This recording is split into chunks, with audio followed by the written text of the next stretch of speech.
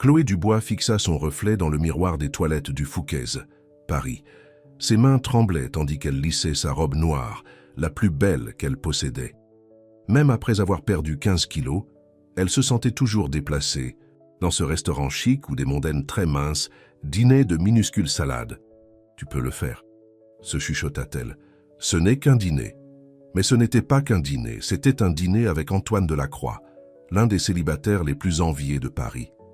L'homme dont les yeux gris acier la suivaient depuis des semaines, lors des événements caritatifs de la Croix-Rouge française qu'elle aidait à organiser. L'homme qui l'avait enfin invitée à dîner, la faisant se demander si elle rêvait. Prenant une profonde inspiration, Chloé retourna à leur table privée, essayant d'ignorer les chuchotements et les regards des autres convives. Elle savait, ce qu'ils pensaient, qu'est-ce qu'un homme comme Antoine faisait avec quelqu'un comme elle. Antoine se leva à son approche, son costume parfaitement taillé soulignant sa silhouette grande et athlétique. Ses cheveux noirs étaient parfaitement coiffés, et son sourire pouvait faire fondre le cœur de n'importe quelle femme. Mais il y avait quelque chose d'autre dans son expression ce soir-là, quelque chose de calculateur que Chloé rata complètement. « Je nous ai commandé du champagne », dit-il en tirant sa chaise. « Nous célébrons. » Le cœur de Chloé fit un bond. « Célébrons quoi ?» Au lieu de répondre, Antoine plongea la main dans sa poche et sortit une petite boîte en velours. Le restaurant se tut. Les mains de Chloé volèrent à sa bouche alors qu'il s'agenouillait. « Chloé Dubois, veux-tu m'épouser ?» La bague était massive, un diamant éblouissant qui captait toutes les lumières de la salle. Chloé ne pouvait plus respirer. Ils ne sortaient ensemble que depuis 2 mois. Cela devait être un rêve. « Mais nous ne nous connaissons presque pas, » balbutia-t-elle. Le sourire d'Antoine ne faiblit pas. « Je sais tout ce que j'ai besoin de savoir. Tu es gentille, sincère et belle. Tu n'es rien comme les faux semblants. De mon monde. Dis oui, Chloé, laisse-moi te donner la vie que tu mérites. » Des larmes remplirent ses yeux alors qu'elle acquiesçait. « Oui, oui, je t'épouserai. » Le restaurant éclata en applaudissements, mais Chloé ne remarqua pas les sourires narquois sur certains visages, ni les téléphones qui enregistraient le moment. Elle était trop occupée à vivre son conte de fées. Ce qu'elle ne pouvait pas voir, c'était le regard rapide d'Antoine vers une table spécifique où son ex-femme Sophie était assise avec son nouveau mari. Le visage parfait de Sophie était devenu blanc de choc. La première phase du plan d'Antoine était terminée. Le mariage fut une affaire précipitée, planifiée en seulement 6 semaines. Chloé voulait quelque chose de simple, mais Antoine insista sur une grande célébration au Plaza Athénée, Paris. Il voulait que tout le monde les voie échanger leurs vœux. « Tu vas être une Remington maintenant », lui dit-il. Tout doit être parfait. Parfait signifiait une robe de créateur qui coûtait plus que le salaire annuel de Chloé. Parfait signifiait des centaines d'invités qu'elle ne connaissait pas. Parfait signifiait des photographes de magazines documentant chaque instant. Debout à l'hôtel, Chloé se sentait comme une princesse dans sa robe blanche fluide. Elle avait perdu 15 kilos supplémentaires pour le mariage, mais elle ne ressemblait toujours pas aux autres femmes du cercle social d'Antoine. Peu importait, il l'aimait quand même, ou du moins, c'est ce qu'elle pensait. La réception fut un flou de champagne, de danse et de félicitations d'étrangers. Sophie fit une apparition, faisant un bisou aérien sur la joue d'Antoine et jetant un regard froid à Chloé. « Comme inattendu », miaula Sophie. « Tu as toujours aimé faire des déclarations, chérie. » Chloé ne comprit pas l'échange, mais la main d'Antoine se serra sur sa taille. Son sourire ressemblait plus à un sourire narquois. La lune de miel dura 2 semaines à Saint-Tropez. Antoine passa la plupart du temps sur son téléphone, invoquant des urgences professionnelles. Chloé essaya de ne pas être déçue. Elle se dit que c'était normal pour un cadre dirigeant aussi occupé que lui. La réalité la frappa durement à leur retour à Paris. Antoine insista pour qu'ils assistent à chaque événement mondain, la faisant défiler comme un trophée. Mais à la maison, il était distant, travaillant tard la plupart des nuits. Quand elle essaya de lui préparer le dîner, il toucha à peine à la nourriture. « J'ai un gala de charité ce soir », annonça-t-il un soir, ajustant son Noël papillon dans le miroir. « Tu devrais rester à la maison. Tu as l'air fatigué ces derniers temps. » Le cœur de Chloé s'affaissa. C'était le 3e événement cette semaine auquel il allait sans elle. « Je suis ta femme. Je ne devrais pas être là. Tu as fait assez d'apparitions ces derniers temps. D'ailleurs, ces choses-là peuvent être si fastidieuses. Tu t'ennuierais. Elle le regarda partir, se sentant vide à l'intérieur. Plus tard, dans la nuit, en parcourant les réseaux sociaux, elle vit des photos du gala. Antoine était là, riant avec Sophie et d'autres, belles personnes. Les commentaires ci-dessous étaient cruels. On dirait qu'il a laissé sa femme dans sa cage ce soir. Où est son œuvre de charité? Sophie doit adorer tout ce mariage revanche. Mariage revanche. Les mots frappèrent Chloé comme une gifle. Elle passa toute la nuit à lire de vieux articles, à reconstituer les morceaux du puzzle. Le divorce d'Antoine et de Sophie avait été brutal, étalé sur tous les magazines People. Elle avait pris la moitié de sa fortune, l'avait humilié publiquement, puis avait épousé son plus grand rival en affaires, et seulement 2 mois plus tard, il avait commencé à courtiser Chloé. Elle était toujours assise à l'ordinateur lorsque Antoine rentra à l'aube, sentant le whisky cher. Il se figea en voyant son visage. « Depuis combien de temps prévois-tu cela » demanda-t-elle doucement. « Est-ce que quoi que ce soit était réel, Chloé ? Dis-moi la vérité. » Sa voix se brisa. « M'as-tu jamais aimé ?» Le silence d'Antoine était une réponse suffisante. La façade parfaite se fissura, révélant la cruelle vérité qui se cachait en dessous. « J'avais besoin que tout le monde me voie heureux, » dit-il finalement. « J'avais besoin que Sophie voie que j'avais tourné la page. Tu étais pratique. » Chloé sentit son monde s'effondrer. Chaque baiser, chaque moment tendre, tout cela avait été un jeu. Elle n'était qu'un pion dans son jeu de vengeance. Elle se leva lentement, essuyant ses larmes. « Pratique, » répéta-t-elle. « Eh bien, je ne serai plus pratique. » Alors qu'elle se dirigeait vers leur chambre pour faire une valise, Antoine l'appela. « Ne fais pas de drame. Tu as obtenu tout ce que tu voulais. L'argent, le style de vie, le nom. N'est-ce pas suffisant ?» Chloé se retourna pour le regarder une dernière fois. « Je voulais de l'amour, Antoine. Du vrai amour. Et c'est la seule chose que tu ne peux pas simuler. » Elle partit cette nuit-là avec rien d'autre que ses vêtements et sa dignité. Les médias allaient défaire les choux gras de l'histoire, mais elle s'en fichait. Son conte de fées s'était transformé en cauchemar. Mais ce n'était pas la fin de son histoire. Ce n'était que le début. 3 mois après avoir quitté Antoine, Chloé était assise dans son petit studio, regardant le jugement de divorce. Son avocate avait surligné les endroits où elle devait signer. Une signature et elle repartirait avec rien, exactement ce qu'elle voulait. Son téléphone vibra à nouveau. Un autre message de la sœur d'Antoine, Camille Delacroix. « S'il te plaît, parle-lui. Il est un désastre sans toi. » Chloé le supprima sans répondre. Elle avait reçu des douzaines de ces messages, tous disant la même chose. Antoine ne mangeait pas, ne dormait pas, buvait trop. Mais elle ne pouvait pas se résoudre à s'en soucier. Plus maintenant, l'appartement était peut-être petit, mais il était à elle. Elle avait trouvé un emploi dans une petite agence de marketing. Et même si le salaire n'avait rien à voir avec celui qu'elle avait eu en tant que Madame Remington, c'était agréable de gagner à nouveau son propre argent.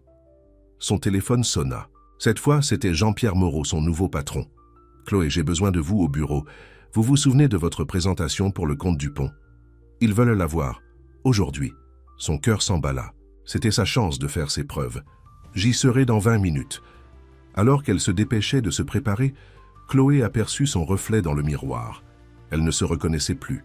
Le poids fondait, non pas à cause d'un régime, cette fois-ci, mais à cause du stress et du travail acharné. Son visage semblait plus fin, ses yeux plus durs. La femme douce et naïve qu'Antoine avait épousée avait disparu. La réunion avec M. Dupont se déroula mieux qu'elle ne l'avait espéré. Ses idées étaient fraîches, innovantes. Quand elle eut terminé sa présentation, M. Dupont se leva et lui serra la main. « Travail impressionnant, mademoiselle Dubois. Nous aimerions aller de l'avant avec votre campagne. » Jean-Pierre Moreau rayonnait. « C'est le plus gros compte que nous ayons décroché cette année. Vous venez de sauver notre trimestre. » En retournant à son bureau, Chloé se sentait sur un nuage. Pour la première fois depuis des mois, elle ne pensait pas à Antoine, ni au désastre qu'il avait fait de sa vie. Mais la vie avait d'autres plans. « As-tu vu ça ?» Sa collègue Isabelle se précipita, une tablette à la main. Sur l'écran, il y avait le visage d'Antoine sur un site de potin. Le titre fit frissonner Chloé. L'héritier Remington à l'hôpital après une surdose. Des sources indiquent que l'éclatement du mariage est à blâmer. Ci-dessous, une photo d'Antoine étant transporté à l'hôpital Pitié-Salpêtrière. Paris, sur une civière. Il avait l'air terrible, maigre et pâle, rien de ressemblant à l'homme puissant qu'elle avait épousé. « Tu devrais l'appeler, » dit Isabelle doucement. « Quoi qu'il se soit passé entre vous, était un mensonge, » la coupa Chloé. Tout était un mensonge, mais ce soir-là, seule dans son appartement, elle n'arrêtait pas de penser à lui, l'Antoine dont elle était tombée amoureuse, ou du moins, c'est ce qu'elle pensait, n'aurait jamais été aussi imprudent. Lui avait-elle fait ça? Son téléphone sonna à nouveau. « Camille. » Avant que tu raccroches, la voix de Camille était désespérée. « Écoute juste, je sais que ce qu'il a fait était impardonnable, mais Chloé, il y a quelque chose que tu ne sais pas. Je sais assez. Non, tu ne sais pas. Sophie n'a pas seulement pris son argent lors du divorce, elle a pris sa fille. » Le monde de Chloé s'arrêta. « Quoi, Émilie? Elle a 5 ans. » Sophie a obtenu la garde complète, l'a emmenée à Londres avec son nouveau mari. Antoine ne peut la voir que 2 fois par an. Le mariage, la vengeance, il ne s'agissait jamais de l'argent. Il voulait faire souffrir Sophie comme elle l'avait fait souffrir. Mais il n'a jamais eu l'intention de te faire du mal. Chloé s'affaissa sur son lit, l'esprit tourbillonnant. Une fille. Comment ne l'avait-elle pas su? Il ne laisserait personne te le dire, continua Camille. Il avait honte, le grand Antoine Delacroix, perdant tout ce qui comptait. Quand il t'a rencontré, tu étais si différente de Sophie, si réelle. Le plan a commencé comme une vengeance, mais Chloé, j'ai vu mon frère tomber amoureux de toi pour de vrai. Il s'en est rendu compte trop tard. Des larmes coulèrent sur les joues de Chloé. Pourquoi me dis-tu ça maintenant? Parce que les médecins disent qu'il pourrait ne pas survivre à la nuit. Et ils demandent de toi. Le couloir de l'hôpital semblait sans fin. Les talons de Chloé claquaient sur le sol poli, alors qu'elle suivait Camille aux soins intensifs. Ses mains tremblaient. Elle ne savait même pas pourquoi elle était venue. À travers la fenêtre, elle pouvait le voir. Antoine avait l'air petit dans le lit d'hôpital, entouré de machines qui bipaient. Ses cheveux parfaits avaient disparu, remplacés par une masse de boucles foncées. Il avait perdu le masque de puissance et de contrôle qu'il portait toujours. Sophie était là, debout près de son lit avec leur fille. La petite fille avait les yeux gris d'Antoine. « Papa, » disait Émilie, « tu dois te réveiller. Tu as promis de m'emmener au zoo. » Sophie leva les yeux et vit Chloé. Pendant un instant, quelque chose comme de la culpabilité traversa ses traits parfaits. Elle serra Émilie contre elle. « Viens, chérie, allons prendre une glace pendant que papa se repose. » En passant Chloé dans l'embrasure de la porte, Sophie fit une pause. « Je n'ai jamais voulu que tout cela arrive. » Chloé ne dit rien. Elle entra lentement dans la pièce, observant les moniteurs, les perfusions, l'enveloppe de l'homme qu'elle avait autrefois aimé. Les yeux d'Antoine s'ouvrirent. Quand il la vit, des larmes les remplirent immédiatement. « Tu es venu, » murmura-t-il. « Je n'aurais pas dû. Je sais. » Sa voix était faible. « Je ne le mérite pas. Je ne te mérite pas. Je ne l'ai jamais fait. » Chloé s'assit sur la chaise près de son lit, gardant ses distancés. « Pourquoi ne m'as-tu pas parlé d'Émilie? Parce que tu comprendrais alors. Tu verrais à quel point j'étais brisé, à quel point j'étais abîmé. Il était plus facile d'être le méchant. » Il tendit la main vers elle. Elle le laissa la prendre. « Je pensais pouvoir t'utiliser pour faire souffrir Sophie. Au lieu de ça, j'ai détruit la meilleure chose qui me soit jamais arrivée. Les beaux discours ne vont pas arranger ça, Antoine. Je sais. » Ses yeux se refermaient, à nouveau les médicaments le tirant vers le bas. « Mais je devais te le dire. Je devais te faire comprendre. Je t'aime, Chloé. Vraiment. Trop tard. Mais vraiment. » Alors que sa main devenait flasque dans la sienne, les moniteurs se mirent à crier. Des infirmières se précipitèrent, la repoussant. « Code bleu. Amenez un chariot d'urgence. » Chloé recula hors de la pièce, le cœur battant. Elle regarda à travers la fenêtre, alors qu'il luttait pour sauver la vie d'Antoine, ses propres émotions étant une tempête qu'elle ne pouvait pas maîtriser. Elle était venue ici pour obtenir une certaine clôture. Au lieu de cela, elle se sentait plus confuse que jamais. La vérité sur Émilie changeait tout et rien. Antoine l'avait quand même utilisée, l'avait quand même humiliée, mais maintenant, elle comprenait pourquoi. La question était de savoir si la compréhension pouvait conduire au pardon. Et même si c'était le cas, l'amour suffisait-il à reconstruire ce qu'ils avaient brisé?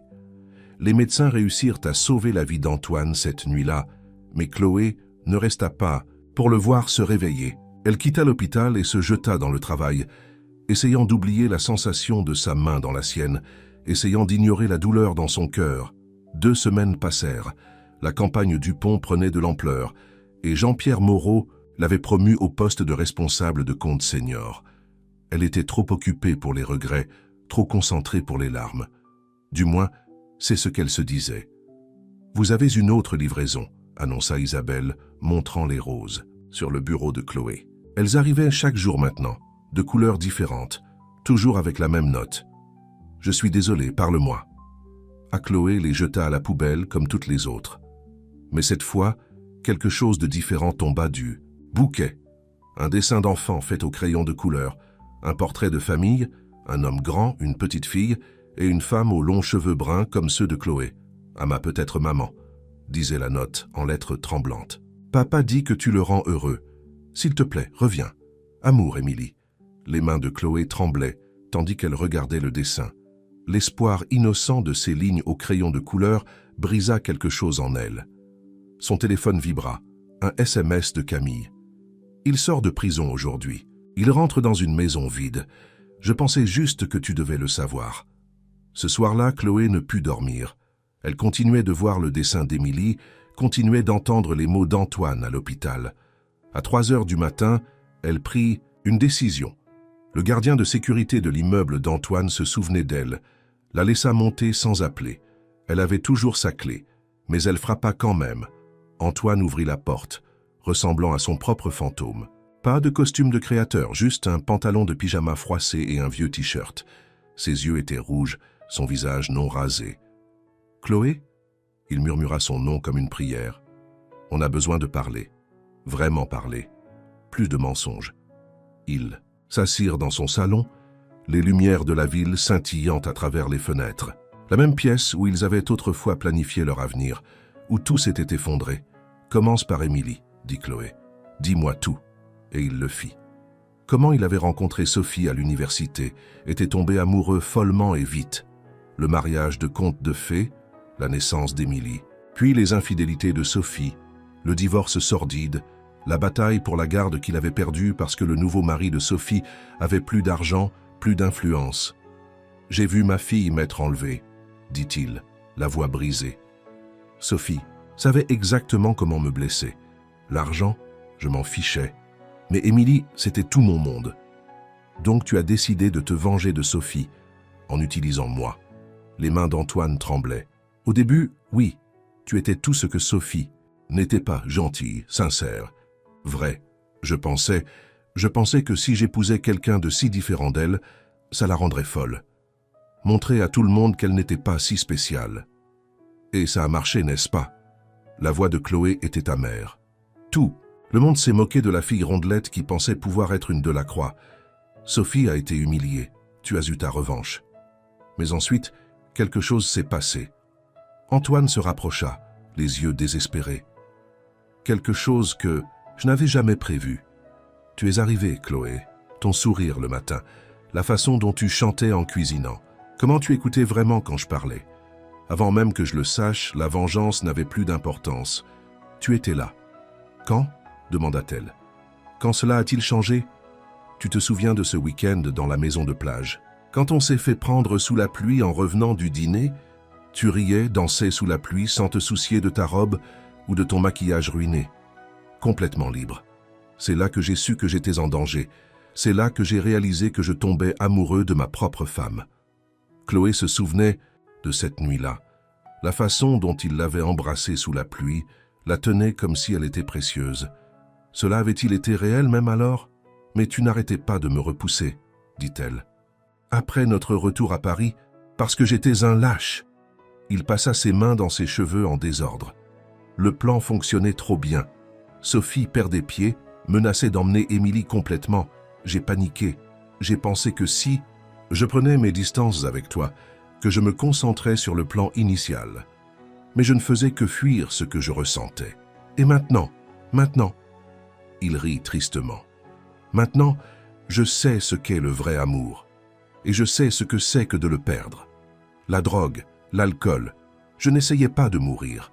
Chloé, j'essayais d'arrêter de ressentir ce vide où tu étais. Des larmes coulèrent maintenant sur ses joues. Je ne peux pas simplement te pardonner, Antoine. Tu m'as brisé le cœur. Je sais. Il tendit la main vers elle, puis s'arrêta. Je n'attends pas le pardon. J'ai besoin que tu connaisses la vérité. Tout. Et j'ai besoin que tu saches que ces 3 derniers mois sans toi ont été un enfer. Non pas à cause des ragots ou du scandale, mais parce que tu me manques. La vraie toi. La femme dont je suis tombé amoureux pour de vrai. Une petite voix vint du couloir. Papa? Ils se retournèrent tous les deux. Émilie était qu'elle a son pyjama, serrant un lapin en peluche. La mère de Sophie, qui la gardait pour le week-end, apparut derrière elle. « Je suis désolée, dit la femme âgée. Elle a fait un cauchemar. » Les yeux d'Émilie s'illuminèrent lorsqu'elle vit Chloé. « Tu es venue, comme sur mon dessin. » Avant que personne ne puisse l'arrêter, elle courut vers Chloé et jeta ses bras autour d'elle. « Vas-tu être ma nouvelle maman maintenant? Papa va mieux quand tu es là. » Chloé sentit son cœur se briser. Elle serra la petite fille dans ses bras, croisant le regard d'Antoine par-dessus sa tête. En eux, elle vit l'espoir, la peur et quelque chose d'autre. Un amour pur, sans défense. Le genre d'amour qui ne pouvait pas être feint. Le genre d'amour qui pourrait valoir la peine de se battre. Après cette nuit-là, tout a changé. Chloé n'est pas retournée vivre chez Antoine, mais elle a accepté d'essayer une thérapie. Ils ont commencé à se rencontrer 2 fois par semaine avec le docteur Anne-Lise Bernard, essayant de reconstruire ce qu'ils avaient brisé. Sophie n'était pas contente de l'attachement grandissant d'Émilie à Chloé. Elle a commencé à inventer des excuses pour annuler les week-ends d'Antoine avec sa fille. La bataille pour la garde s'intensifiait à nouveau. Elle utilise Émilie pour nous blesser, a fulminé Antoine un soir après une autre visite annulée, comme elle l'a utilisé pour me blesser avant. Chloé le regarda faire les 100 pas dans son salon, remarquant qu'il avait repris le poids qu'il avait perdu, que la lumière revenait dans ses yeux. Peut-être qu'on devrait lui parler. Femme à femme. Sophie n'écoute personne. Elle pourrait m'écouter. C'est ainsi que Chloé se retrouva assise en face de Sophie au Bristol Paris le lendemain. Sophie était parfaite comme toujours dans son tailleur, mais il y avait des ombres sous son maquillage. « Tu fais une erreur », dit Sophie en remuant son café intact. « Le reprendre après ce qu'il a fait, comme tu as fait une erreur en lui enlevant sa fille ?» La main parfaitement manucurée de Sophie trembla. « Tu ne comprends pas. Quand j'ai épousé Richard, il a promis de donner tout à Émilie, les meilleures écoles, les meilleures opportunités.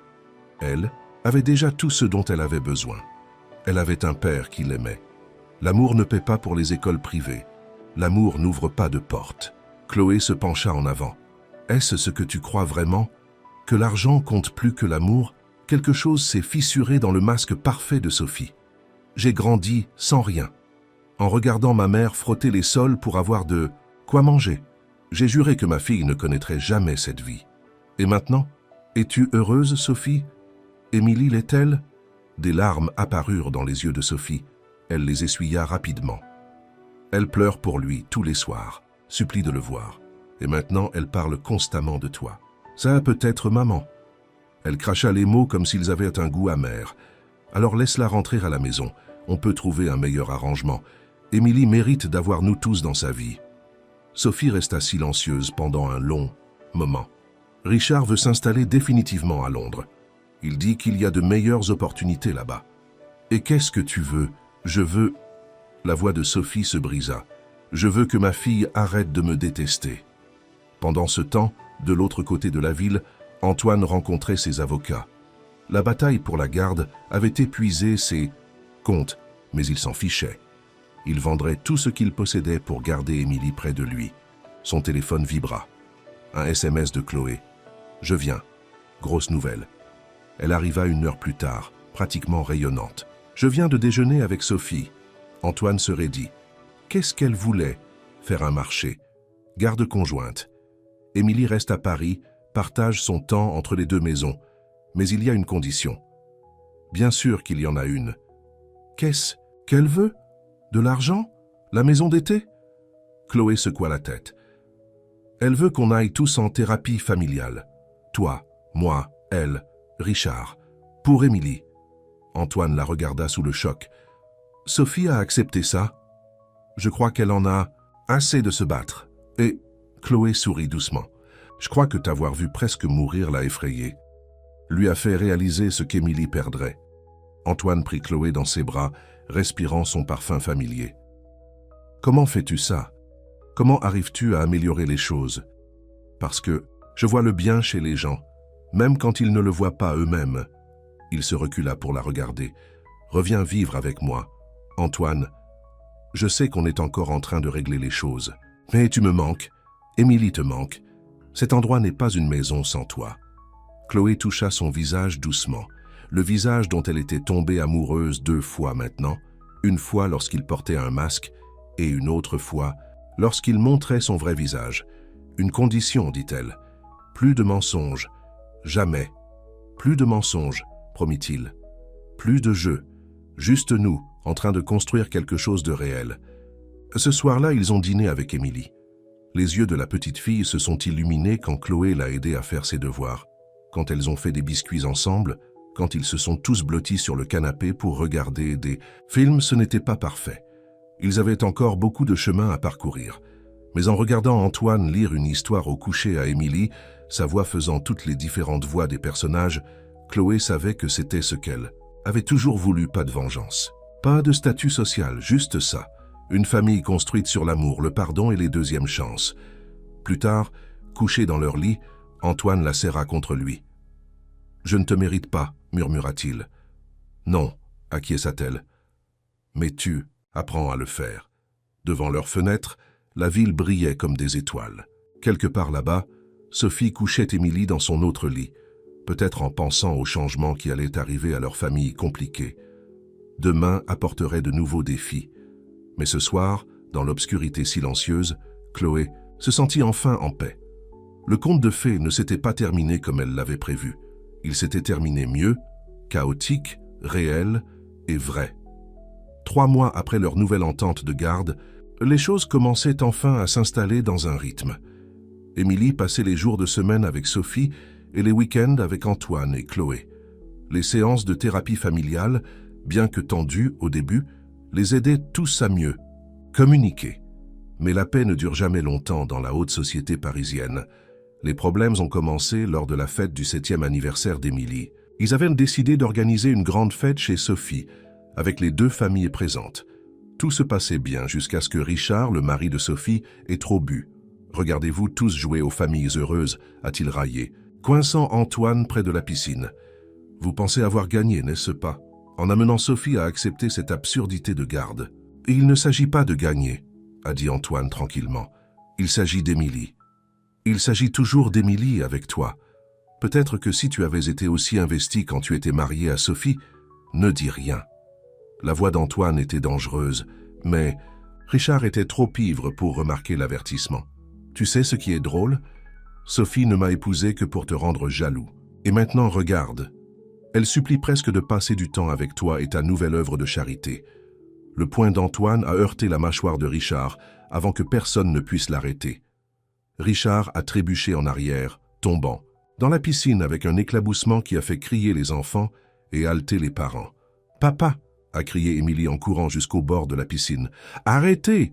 Sophie a attrapé sa fille, la ramenant en arrière. « Richard, sors de cette piscine tout de suite !» Chloé a couru vers Antoine, attrapant son bras avant qu'il ne puisse faire plus de dégâts. « Pense à Émilie !» a-t-elle chuchoté. « Ça n'aide pas. La fête s'est transformée en chaos. » Alors que la sécurité escortait Richard dehors, il était déjà au téléphone avec son avocat. Sophie pleurait, Émilie était inconsolable, et les autres parents précipitaient leurs enfants loin de la scène. Plus tard dans la nuit, après avoir couché Émilie dans leur appartement, Chloé a confronté Antoine. « Tu aurais pu tout ruiner aujourd'hui. L'accord de garde, la paix avec Sophie, il t'a appelé une œuvre de charité. » Les mains d'Antoine tremblaient encore de rage. « Je me fiche de ce qu'il m'appelle. On a trop travaillé pour ça, Antoine. Émilie a besoin de stabilité. » Mais la stabilité n'était pas au rendez-vous. Le lendemain matin, Sophie est apparue à leur porte en larmes. « Richard demande le divorce », a-t-elle dit, s'effondrant sur leur canapé. « Et il menace de tout révéler. »« Qu'est-ce que tu veux dire, tout ?» a demandé Chloé. Sophie a regardé Antoine. « Il sait pour l'argent, la vraie raison pour laquelle je t'ai quitté. » Antoine est devenu pâle. « Sophie, ne dis rien. Elle mérite de savoir, Antoine. Surtout maintenant. » Chloé les a regardés l'un après l'autre. « Savoir quoi ?» Sophie prit une profonde inspiration. Antoine est devenu pâle. « Sophie, ne dis rien. Elle mérite de savoir, Antoine, surtout maintenant. Chloé les a regardés l'un après l'autre. Savoir quoi? Sophie prit une profonde inspiration. Tout s'est passé. Antoine a tout inventé. Le silence régna dans la pièce. Chloé sentit le monde basculer de nouveau. « J'avais besoin d'une raison », dit Antoine calmement. L'entreprise allait couler. J'avais fait de mauvais investissements en essayant de me développer trop vite. Sophie a découvert que je déplaçais de l'argent, que je cachais des pertes au conseil d'administration. Elle a menacé de me dénoncer.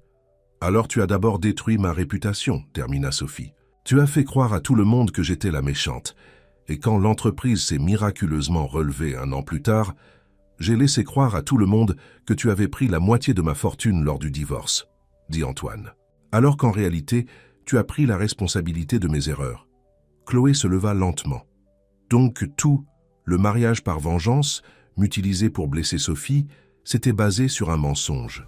« Chloé, s'il te plaît, est-ce que quelqu'un a jamais dit la vérité dans cette famille ?» Elle prit son sac à main, se dirigeant vers la porte.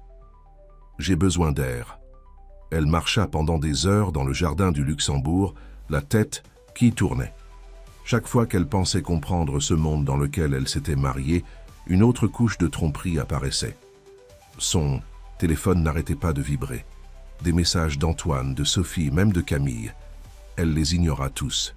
Au coucher du soleil, elle se retrouva près du lac, observant les familles nourrir les canards. Une petite fille de l'âge d'Émilie riait tandis que ses parents la balançaient entre eux.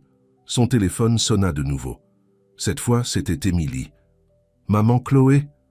La voix de la petite fille était faible et effrayée. « Tu rentres ?» Le cœur de Chloé se serra. Quand était-elle devenue maman Chloé?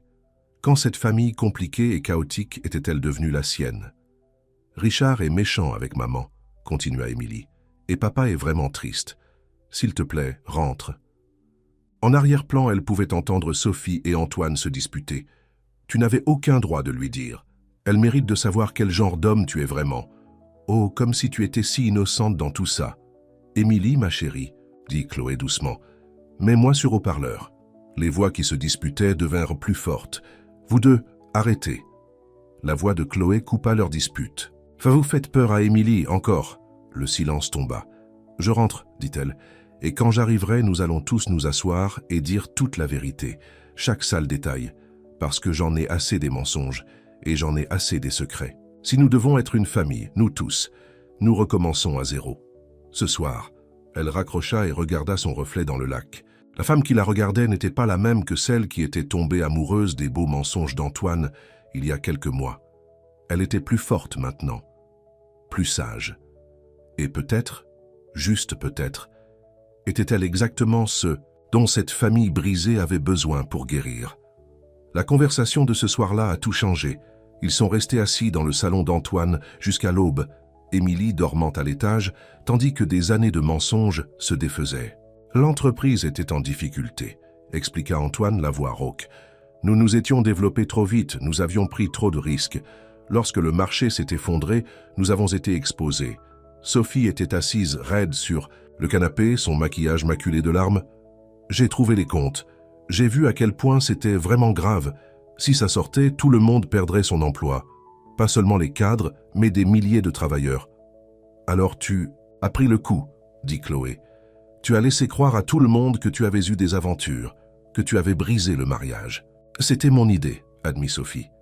Il vaut mieux être considérée comme une femme infidèle que de voir l'entreprise s'effondrer.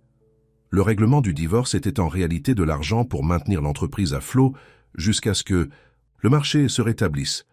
Et Richard, Sophie rit amèrement. Il devait être mon nouveau départ, riche, puissant, tout ce que je croyais vouloir. Je ne savais pas qu'il utiliserait Émilie comme une arme. La tête de Chloé tournait. Mais pourquoi continuer à mentir? Pourquoi tout ce stratagème de vengeance avec moi? Antoine ne pouvait pas la regarder dans les yeux. Parce que j'étais en colère. Pas contre Sophie, contre moi-même. J'avais presque tout perdu à cause de mes propres erreurs. Quand je t'ai rencontrée, tu étais si authentique, si différente de notre monde.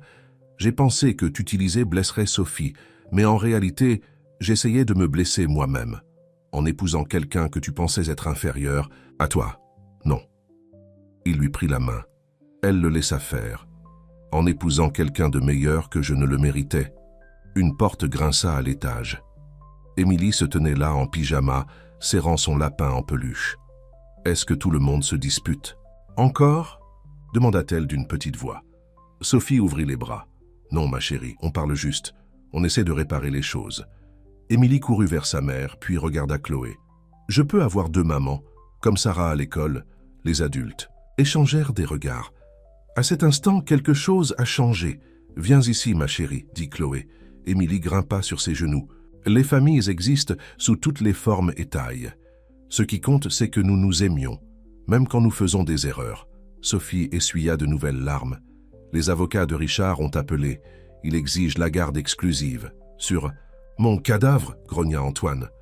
Non, la voix de Chloé était ferme. Plus de combats, plus de stratagèmes. Nous faisons ça correctement. Les quelques semaines qui suivirent furent un tourbillon. Richard a essayé de dépeindre Sophie comme une mère indigne en ressuscitant les vieilles allégations d'infidélité. Mais cette fois, ils étaient prêts. Au tribunal, Sophie a dit la vérité, toute la vérité, à propos de l'effondrement imminent de l'entreprise, à propos du sacrifice de sa réputation pour sauver des milliers d'emplois, à propos de la manipulation et des abus de Richard. Le juge s'est particulièrement intéressé au comportement ivre de Richard lors de la fête d'Émilie. Lorsque Chloé monta à la barre, elle a parlé de voir Émilie s'épanouir sous le nouveau régime de garde, de l'importance d'avoir les 2 parents et les parents bonus dans sa vie. « Votre honneur, dit-elle, je n'ai pas demandé à faire partie de cette famille. En fait, j'y ai été intégrée sous de faux prétextes. Mais maintenant que j'y suis, je me bats pour ce qui est le mieux pour Émilie. Et ce qui est le mieux, c'est que nous travaillions tous ensemble. » L'affaire de Richard s'est effondrée. Le juge a accordé la garde partagée à Sophie et Antoine avec des droits de visite généreux pour Chloé.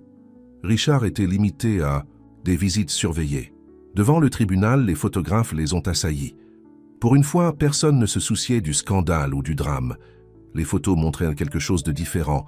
Émilie tenant la main de ses 2 mères, le bras d'Antoine les protégeant toutes. « Une famille non conventionnelle remporte une affaire de garde historique », titrèrent les journaux. Ce soir-là, ils ont organisé une petite fête dans l'appartement d'Antoine et Chloé.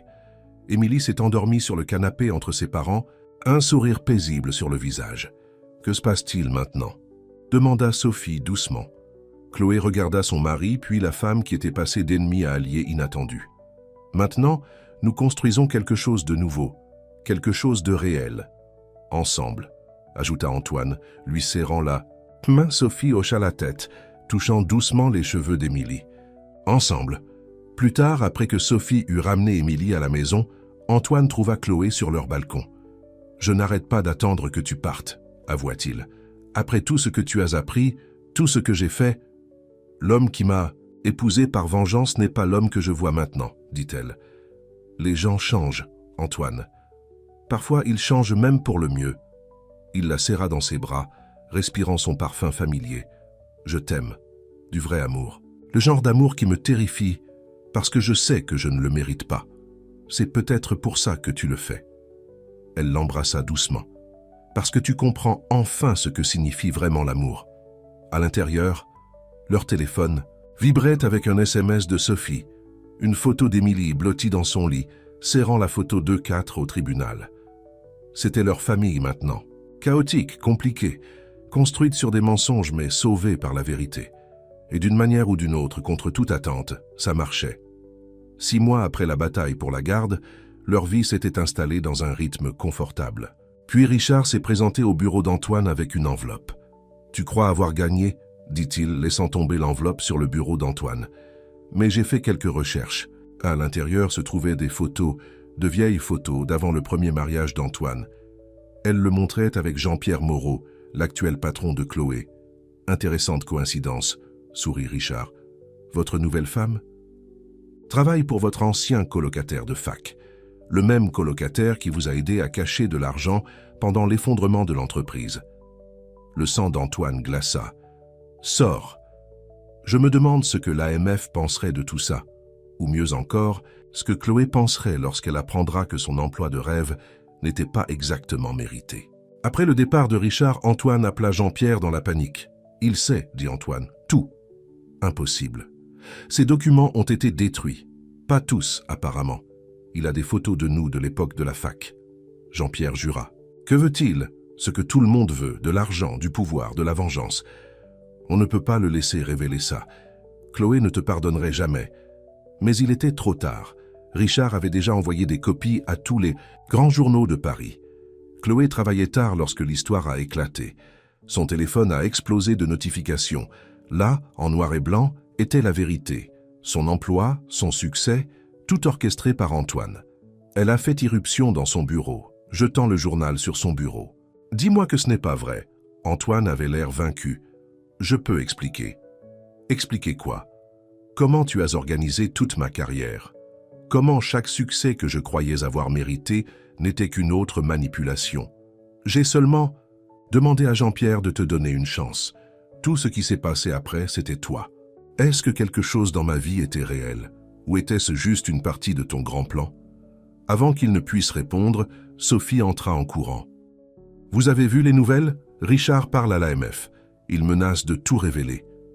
Non seulement la fraude de l'entreprise, mais aussi la façon dont nous l'avons camouflée. » Chloé rit amèrement. « Encore des mensonges.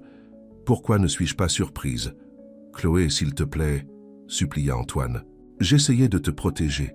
Me protéger en contrôlant tous les aspects de ma vie. » Elle se retourna pour partir, mais Sophie lui saisit le bras. « Attends, il y a autre chose. Richard, il emmène Émilie à Londres. Ce soir. Le monde s'est arrêté. »« Quoi? » ?»« Il a obtenu une ordonnance d'urgence d'un autre juge. Il a prétendu que nous étions tous des parents indignes, impliqués dans une fraude financière. » Antoine était déjà au téléphone avec ses avocats. Chloé resta figée, sa trahison personnelle oubliée. « Quand est leur vol? » demanda-t-elle. « Dans 2 heures. Aéroport Charles de Gaulle. » Chloé prit ses clés. « Appelez la sécurité de l'aéroport. Je vous rejoindrai là-bas. » Elle a traversé le trafic parisien à toute vitesse, les lumières se brouillant à travers ses larmes. La voix d'Émilie résonnait dans sa tête. « Maman Chloé, ne le laisse pas me prendre. » À l'aéroport, elle les a aperçus, Richard traînant une Émilie en pleurs vers la sécurité. « Laisse-la partir !» cria Chloé. Les têtes se sont tournées. « La sécurité s'est approchée. »« Ça ne vous regarde pas !» a ricané Richard. « Vous n'êtes pas sa vraie mère !» Émilie s'est libérée, courant vers Chloé. « Ne le laisse pas me prendre.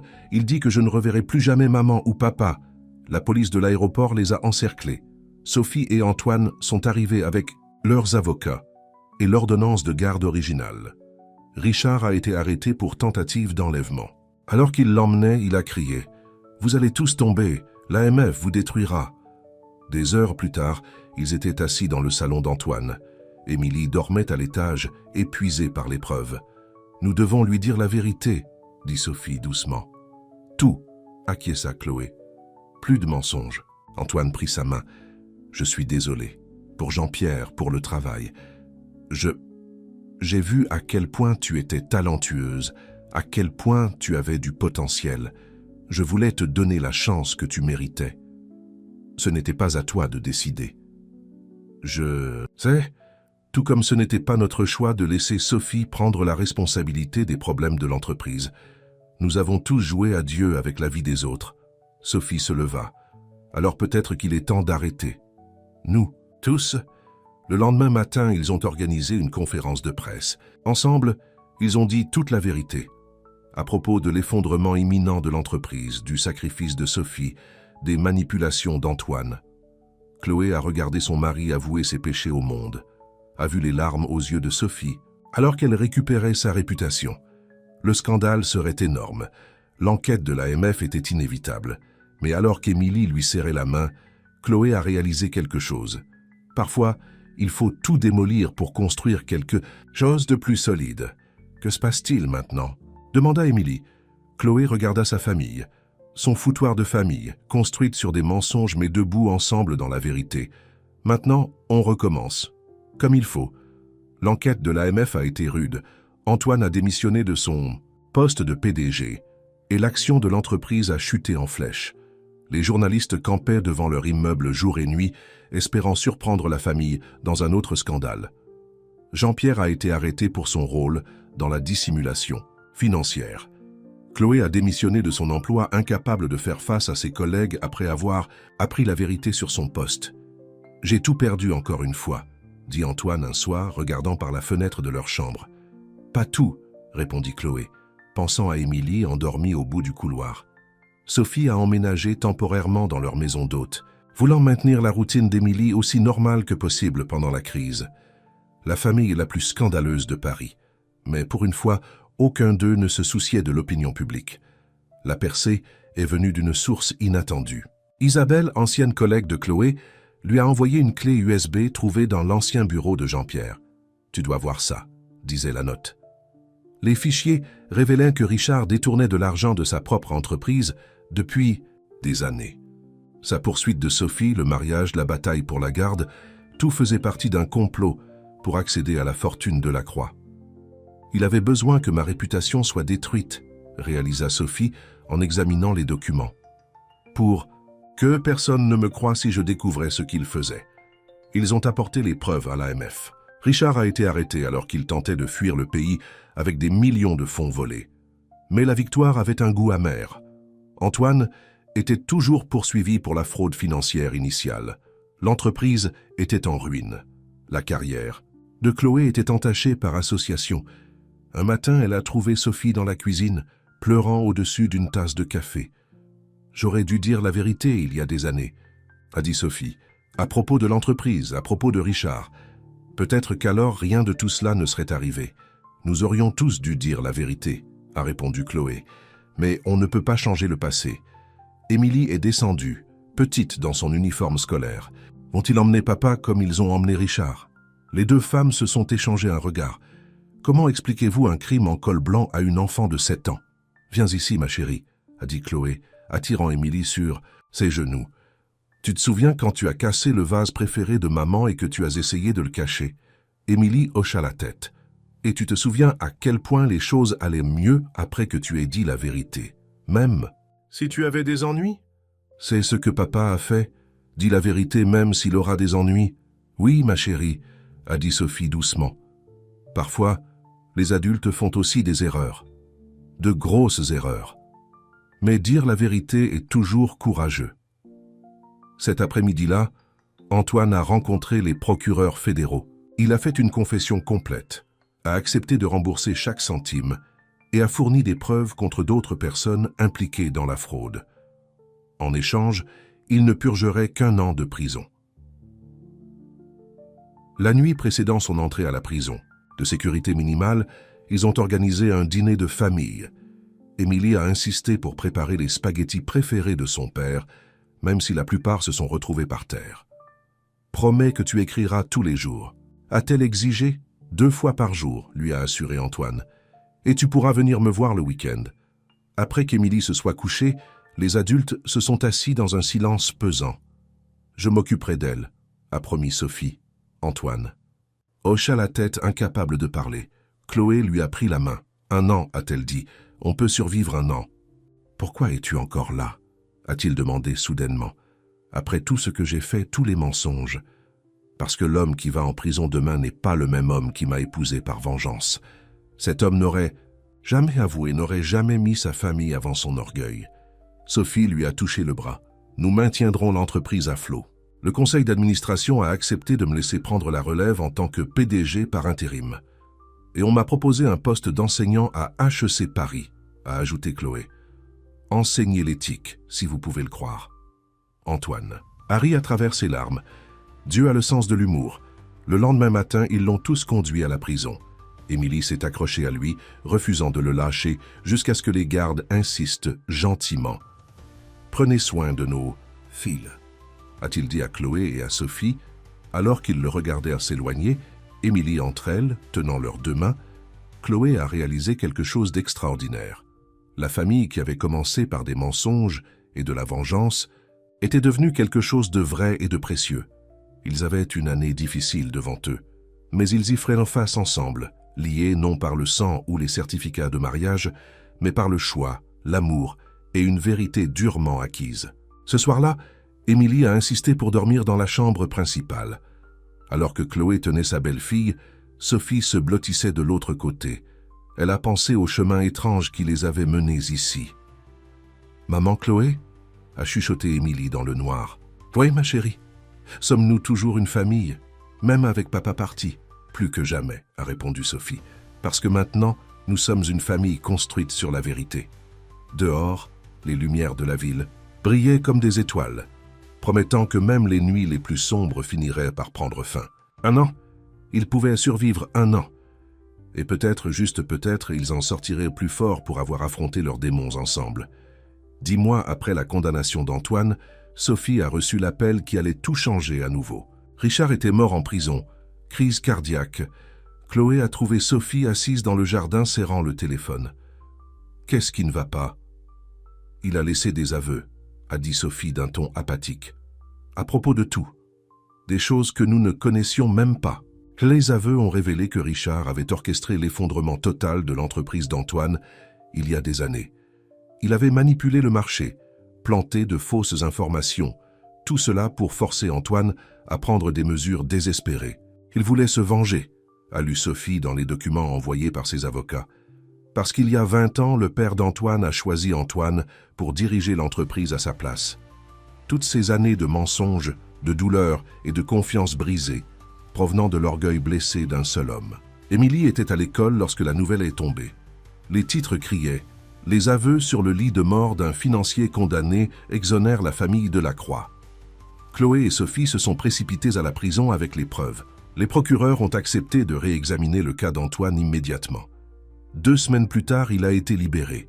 Les médias se sont rassemblés devant les grilles de la prison, mais ils n'avaient Dieu que l'un pour l'autre. Émilie a couru dans ses bras, puis a attiré Chloé et Sophie dans l'étreinte. « À mes filles » a-t-il chuchoté. « Toutes mes filles. » À la maison, ils ont fait face aux conséquences. L'action de la société a grimpé en flèche avec la nouvelle de l'exonération d'Antoine. La réputation de Sophie a été rétablie. Même la carrière de Chloé a pris un tournant inattendu. Ses cours d'éthique à HEC Paris sont devenus les plus populaires de l'école de commerce. Mais le plus grand changement a été dans leur famille. « Je veux adopter Émilie », a dit Chloé un soir. « Légalement, si vous êtes toutes les deux d'accord. » Sophie et Antoine se sont échangés des regards. « Je pensais la même chose », a admis Sophie. « Elle a besoin de ses 2 mères, officiellement. » La cérémonie d'adoption a été modeste.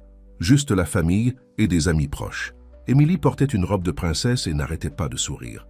« Maintenant, tout le monde sait ce que je savais depuis toujours, » a-t-elle déclaré, « que j'ai la meilleure famille du monde. » Ce soir-là, après qu'Émilie se soit endormie, les 3 adultes se sont assis dans le jardin. « Tu te souviens quand tu m'as épousée par vengeance ?» a demandé Chloé à Antoine. Il grimaça. « Ce n'était pas mon meilleur moment. Je pense que l'univers avait d'autres plans, » a réfléchi Sophie. « Tous nos stratagèmes et nos mensonges ont mené à quelque chose de vrai. » Antoine a pris la main de Chloé. « Je ne te méritais pas à l'époque. Je ne suis toujours pas sûr de te mériter maintenant. » « Peut-être que ce n'est pas le but, » a dit Chloé doucement. « Peut-être que l'amour ne consiste pas à mériter. Il s'agit de choisir. Et je choisis cela, tout cela. » Sophie a levé son verre de vin. « Au choix. Et aux 2e chances. Et à la vérité, » a ajouté Antoine. « Et à la famille, » a dit la voix d'Émilie de la porte. Elle se tenait là en pyjama, souriante. La meilleure, la plus compliquée famille du monde. Ils ont ri et ont fait de la place pour elle sur le canapé du patio. Au-dessus d'eux, les étoiles brillaient dans le ciel parisien. Les mêmes étoiles qui avaient été témoins de leur stratagème et de leurs mensonges veillaient maintenant sur leur guérison et leur vérité. Chloé a regardé son mari, qui était passé d'un homme vengeur à quelqu'un digne d'amour. Sophie, autrefois sa prétendue ennemie, maintenant sa plus proche amie et coparent. Émilie, l'enfant qui les avait toutes réunies.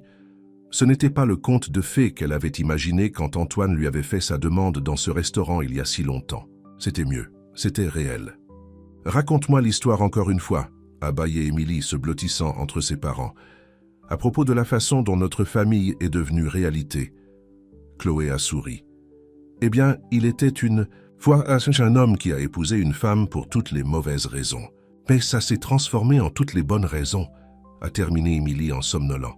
« Oui, » a dit Antoine, croisant le regard de Chloé par-dessus la tête de leur fille. C'est exactement ce qui s'est passé. Dans la douce lumière du jardin, Entourés de la famille qu'ils avaient construite à partir de morceaux brisés, ils ont finalement compris. Parfois, les plus grandes histoires d'amour ne commencent pas par l'amour du tout. Parfois, elles commencent par des erreurs, par des stratagèmes, par la vengeance. Mais si vous êtes assez courageux pour faire face à la vérité, pour vous battre pour ce qui compte, pour choisir l'amour plutôt que l'orgueil, c'est là que commence le vrai conte de fées. 1 an après la libération d'Antoine, la Fondation Delacroix-du-Bois a organisé son premier gala de charité. La mission de la Fondation était simple, soutenir les familles déchirées par les crimes en col blanc. Chloé se tenait au pupitre, regardant la foule. Elle avait tellement progressé depuis la femme peu sûre d'elle qu'Antoine avait épousé, par vengeance. Notre histoire n'est pas unique, a-t-elle commencé. Chaque jour, des familles sont détruites par la cupidité, les mensonges et la vengeance. Mais ce soir, nous sommes ici pour prouver que la guérison est possible. Sophie était assise au premier rang tenant la main d'Émilie. À 10 ans, Émilie était devenue une jeune fille confiante qui comprenait plus de choses que la plupart des enfants de son âge. Antoine regardait sa femme parler avec fierté dans les yeux. L'entreprise prospérait sous leur direction partagée. Lui en tant que PDG, Sophie en tant que directrice financière et Chloé dirigeant leurs initiatives caritatives. Lorsque mon mari m'a épousée, a poursuivi Chloé, cela faisait partie d'un complot de vengeance, un moyen de blesser son ex-épouse. Mais la vie avait d'autres plans. Le public a ri avec connaissance. Leur histoire était devenue légendaire dans la société parisienne.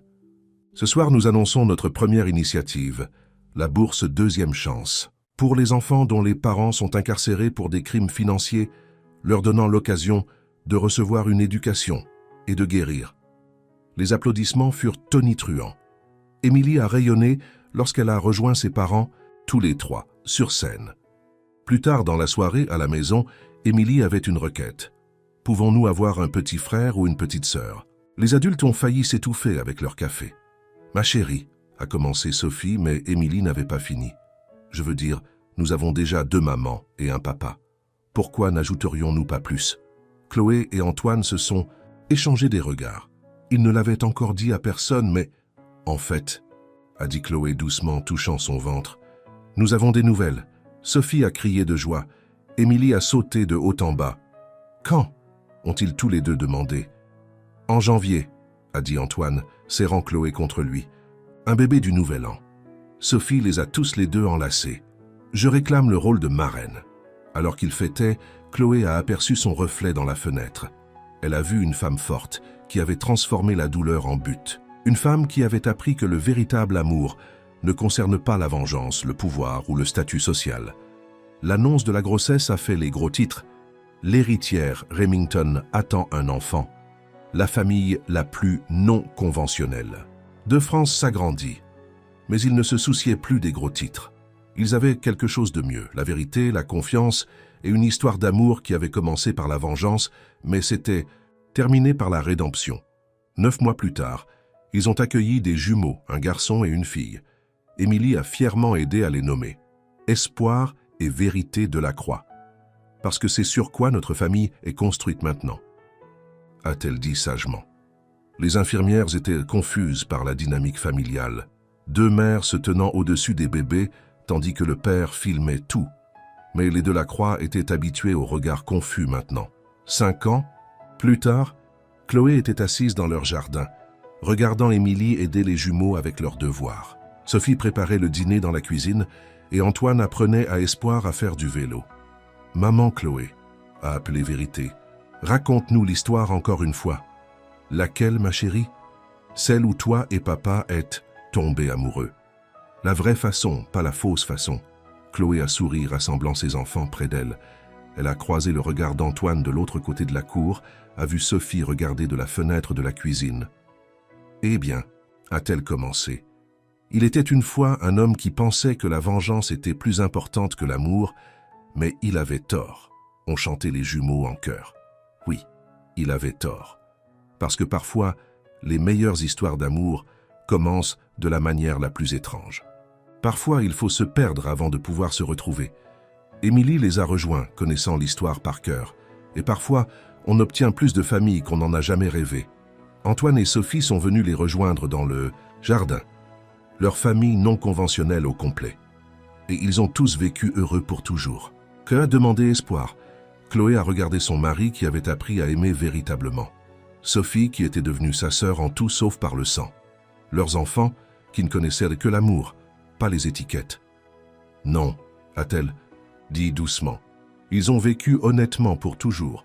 Et c'est encore mieux que le bonheur. Le soleil parisien s'est couché derrière eux, peignant le ciel de couleurs prometteuses. Leur histoire était devenue un conte de fées moderne.